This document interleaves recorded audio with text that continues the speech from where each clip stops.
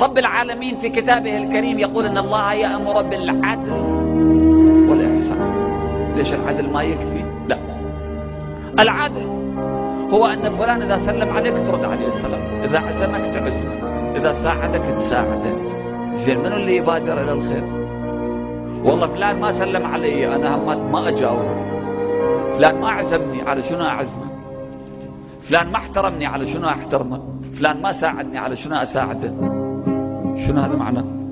إذا كان كل واحد فقط يريد ردة فعل خير ما عنده، ليش سموا فعل الخير مو رد الفعل؟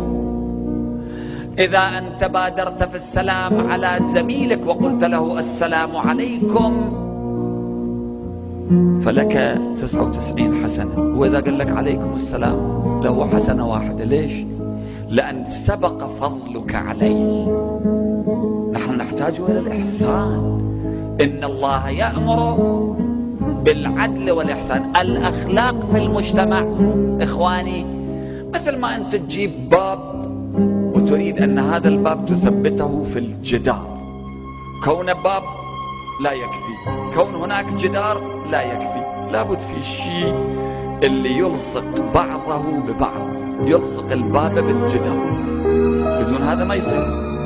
الأخلاق الفاضلة هي التي تلصق أفراد المجتمع بعضها ببعض.